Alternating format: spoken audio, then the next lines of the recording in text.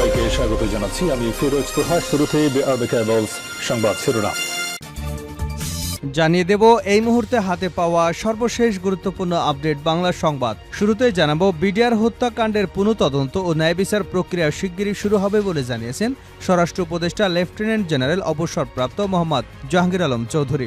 সোমবার সচিবালয়ে সাংবাদিকদের সঙ্গে আলাপকালে উপদেষ্টা একথা বলেন। তিনি বলেন, বর্তমান সরকার জনগণের সরকার, সুশাসন ও ন্যায় বিচার প্রতিষ্ঠায় বদ্ধপরিকর। শুধু স্বরাষ্ট্র উপদেষ্টা হিসেবে নয়, একজন সাধারণ নাগরিক ও সেনাবাহিনীর সাবেক সদস্য হিসেবে আমি বিডিআর হত্যাকাণ্ডের ন্যায় বিচার চাই। তিনি বলেন, সঠিকভাবে এই হত্যাকাণ্ডের পুনঃতদন্ত ও ন্যায় বিচার প্রক্রিয়া শিগগিরই শুরু হবে।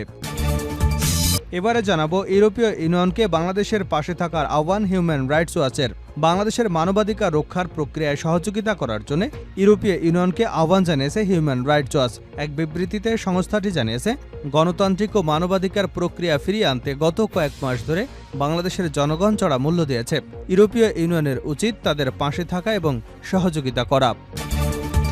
জানাবো শেখ হাসিনার পরিবারের সদস্যরা বিদেশে কি করেন, এমন প্রশ্ন রেখেছেন বিএনপির সিনিয়র যুগ্ম মহাসচিব রুহুল কবির রিজভী। তিনি বলেন, তার পরিবারের সদস্যরা বিদেশে কোথায় চাকরি করে, কি তাদের টাকার উৎস কাউকে জানানো হয়নি। দেশের টাকা লুট করে তারা বিদেশে বিলাসিতা করছে, হাজার হাজার কোটি টাকা দিয়ে বিজনেস করছে। কোথায় পেয়েছে সে টাকা? মেগা উন্নয়নের নামে হাজার হাজার কোটি টাকা বিদেশে পাচার করে তারা আরাম আয়েশে জীবনযাপন করছে। এদিকে প্রতীকসহ নিবন্ধন পেল ভিপি নুরের দল। ঢাকা বিশ্ববিদ্যালয়ের কেন্দ্রীয় ছাত্র সংসদের সাবেক ভিপি নুরুল হক নুরের বাংলাদেশ গণঅধিকার পরিষদ রাজনৈতিক দল হিসেবে নিবন্ধন পেয়েছে। ট্রাক প্রতীকে নিবন্ধন পেয়েছে দলটি। সোমবার নির্বাচন কমিশন ইসি সচিব শফিউল আজিম স্বাক্ষরিত প্রজ্ঞাপনে নিবন্ধন দেওয়ার বিষয়টি জানানো হয়েছে।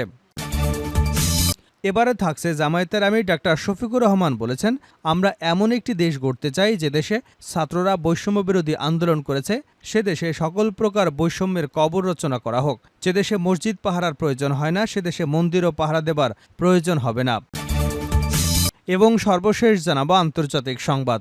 রাইসির হেলিকপ্টার বিধ্বস্তের চূড়ান্ত তদন্ত প্রকাশ করল ইরান। কোনো শত্রুর হামলায় নয়, বৈরী আবহাওয়ার কারণেই বিধ্বস্ত হয় ইরানের সাবেক প্রেসিডেন্ট ইব্রাহিম রাইসিকে বহনকারী হেলিকপ্টার। রোববার ওই দুর্ঘটনার চূড়ান্ত প্রতিবেদন জানিয়েছে ইরানের সশস্ত্র বাহিনী। এতক্ষণ শিরোনাম শুনছিলেন, এবার বিস্তারিত।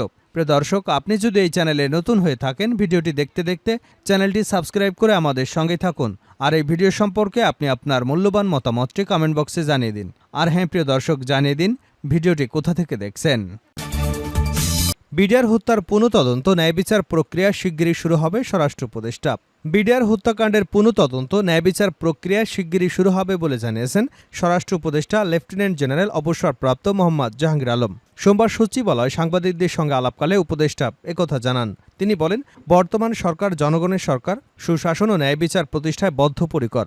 শুধু রাষ্ট্র উপদেষ্টা হিসেবে নয়, একজন সাধারণ নাগরিক এবং সেনাবাহিনীর সাবেক সদস্য হিসেবে আমি বিডিআর হত্যাকাণ্ডের ন্যায় বিচার চাই। তিনি আরও বলেন, সঠিকভাবে এই হত্যাকাণ্ডের পূর্ণ তদন্ত এবং ন্যায় বিচার প্রক্রিয়া শিগগিরই শুরু করা হবে। 2009 সালের 25শে ফেব্রুয়ারি সীমান্ত রক্ষী বাহিনী বিডিআর সদর দপ্তর ঢাকা পিলখানায় বিদ্রোহ হয়। সেদিন বিডিআরের কয়েকশো সদস্য পিলখানায় নৃশংস হত্যাকাণ্ড চালান। প্রায় 2 দিন ব্যাপী চলা বিদ্রোহে বিডিআরের তৎকালীন মহাপরিচালক মেজর জেনারেল শাকিল আহমেদ সহ 57 জন সেনা কর্মকর্তা নিহত হন। সব মিলিয়ে 74 জনের লাশ উদ্ধার করা হয়।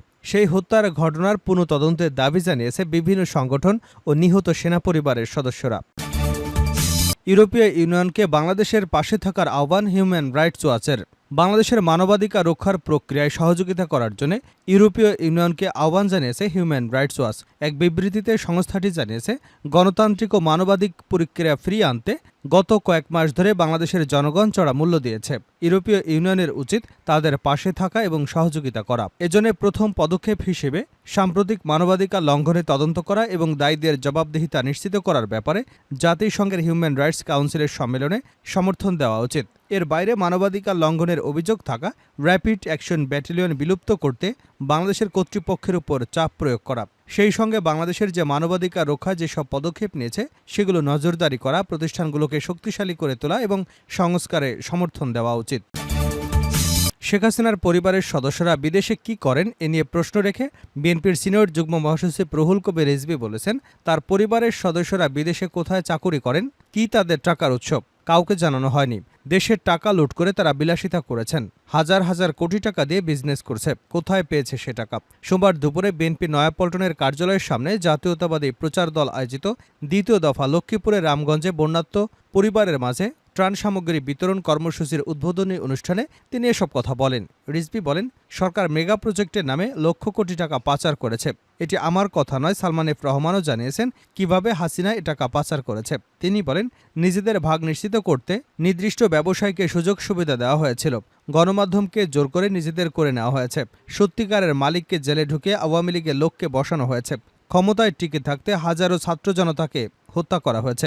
বিএনপির এই নেতা বলেন, আবু সাইদের বহু লোককে তারা গুলি করে ঝাঁঝরা করে দিয়েছে। শেখ হাসিনা বলেছেন, কোনো ভয় নেই, আমাদের সাথে ভারত আছে। ভারতের বাংলাদেশ বা এদেশের জনগণের প্রয়োজন নেই, তাদের প্রয়োজন শুধু শেখ হাসিনাকে, কারণ তাকে দিয়ে ভারত তাদের ফায়দা লুটতে পেরেছে। প্রতীকসহ নিবন্ধন পেল ভিপি নূরের দল। ঢাকা বিশ্ববিদ্যালয় কেন্দ্রীয় ছাত্র সংসদের ডাকসুর সাবেক ভিপি নুরুল হক নূরের দল বাংলাদেশ গণ অধিকার পরিষদ রাজনৈতিক দল হিসেবে নিবন্ধন পেয়েছে। ট্রাক প্রতীকে নিবন্ধন পেয়েছে দলটি। সোমবার নির্বাচন কমিশন ইসি সচিব শফিউল আজিম স্বাক্ষরিত প্রজ্ঞাপনে নিবন্ধন দেওয়ার বিষয়টি জানানো হয়েছে। প্রজ্ঞাপনে ইসি জানায়, the representation of people's order 1972-এর এ চ্যাপ্টার ভায়া এর বিধান অনুযায়ী প্রধান কার্যালয় আলরাজি কমপ্লেক্সের ৩য় তলা, বিজয়নগর, পুরানা পল্টন, ঢাকা ১০০০-এ অবস্থিত গণ অধিকার পরিষদকে জিওপি পুনরাদেশ না দেওয়া পর্যন্ত বাংলাদেশ নির্বাচন কমিশন রাজনৈতিক দল হিসেবে নিবন্ধন করেছে। দলটির জন্য ট্রাক প্রতীক সংরক্ষণ করা হয়েছে এবং নিবন্ধন নম্বর 051, তারিখ ২রা সেপ্টেম্বর ২০১৪। এর আগে সংগঠনের সাধারণ সম্পাদক মোহাম্মদ রাশেদ খানের নেতৃত্বে একটি প্রতিনিধি দল নির্বাচন কমিশনে যায়। রাজনৈতিক দল হিসেবে নিবন্ধনের আবেদন পুনর্বিবেচনা করার অনুরোধ করেন নূর। নিবন্ধন শর্ত পূরণ করায় দলটিকে নিবন্ধন দেয় ইসি। শেষ করছে আন্তর্জাতিক সংবাদ দিয়ে। রাইসের হেলিকপ্টার বিধ্বস্তের চূড়ান্ত তদন্ত প্রতিবেদন প্রকাশ করল ইরান। কোনো শত্রুর হামলা নয়, বৈরী আবহাওয়ার কারণেই বিধ্বস্ত হয় ইরানের সাবেক প্রেসিডেন্ট ইব্রাহিম রাইসিকে বহনকারী হেলিকপ্টার। রোববার ওই দুর্ঘটনার চূড়ান্ত প্রতিবেদনে এ তথ্য জানিয়েছে ইরানের সশস্ত্র বাহিনী। গেল ১৯ মে রাষ্ট্রীয় সফর শেষে ফেরার পথে হেলিকপ্টার বিধ্বস্তে প্রাণ হারান ইরানের তৎকালীন প্রেসিডেন্ট ইব্রাহিম রাইসি। একই দুর্ঘটনায় মারা যান সাবেক পররাষ্ট্রমন্ত্রী হোসেন আমির আবদুল্লাহিয়ান সহ বাকি আরোহীরা। এ ঘটনায় ইরান জুড়ে কয়েকদিন ধরে চলে রাষ্ট্রীয় শোক। প্রিয় নেতাকে শেষ বিদায় জানাতে রাস্তায় লাখো লাখো মানুষের ঢল নেমেছিল। সব আনুষ্ঠানিকতা শেষে নিজ শহর মাশহাদে দাফন করা হয় ইব্রাহিম রাইসিকে। শুরু থেকেই রাইসির হেলিকপ্টার বিধ্বস্তের কারণে বিভিন্ন প্রশ্ন উঠতে থাকে। সামাজিক যোগাযোগ মাধ্যমে আসতে শুরু করে নানা প্রতিক্রিয়া। এর পেছনে যুক্তরাষ্ট্রকেও দায়ী করেছেন দেশটির অনেক নেতা। কারণ জানতে দেশটির সশস্ত্র বাহিনীর উচ্চ পর্যায়ের একটি দল তদন্ত শুরু করে। পরপর প্রতিবেদনও দেয় দলটি। প্রাথমিক রিপোর্ট দুর্ঘটনা হিসেবে উল্লেখ করা হয়, যার সঙ্গে কোনো ধরনের ষড়যন্ত্র বা অপরাধমূলক কর্মকাণ্ড জড়িত নেই বলে জানায় দলটি।